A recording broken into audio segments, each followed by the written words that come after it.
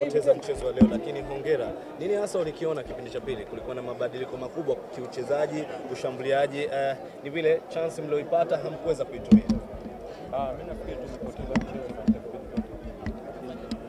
By the way, lazima tukae chini tujiulize kwa nini tumepoteza mchezo dhidi ya Young Africa. Japo kwa mchezo ulikuwa tough na mgumu, lakini kuna mazuri ambayo tumefanya na makosa ambayo tumefanya yapelekea kwa magoli. So ni muda kukaa na fikiri tukarudi chini na kuangalia wapi tulipoteleza.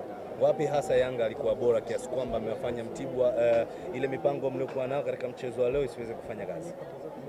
Tuelewe Young Africans, tuwape heshima zao kwa sababu ni club giant katika bara hili la Afrika, giant katika mpira wetu wa Tanzania. Kwa hiyo mimi najua tumecheza na timu ambayo ilikuwa bora, timu kubwa, tuna kila sababu ya kuheshimu.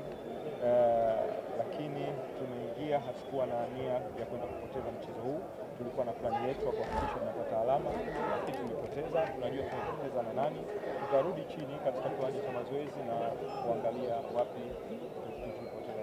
Licha ya ukubwa wa Young Africans, umeridhika kiasi gani na kiwango cha wachezaji wako katika mchezo wako?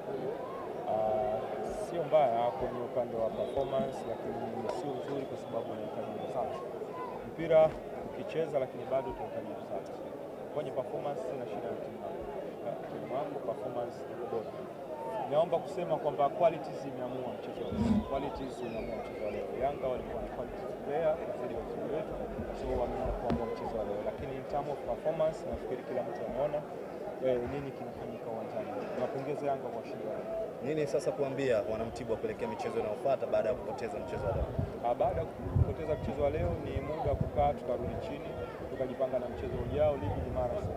Kwa hiyo tumepoteza huu, lakini bado tuna michezo mingi 20 na kitu, kwamba tunaweza kujipanga na kuhakikisha tunapata results. Waje wa support, waje wa karibu ambao wanaweza kusupport, wasogee wa mbali, watufanyie maombi ili kuhakikisha timu yao inafanya vizuri.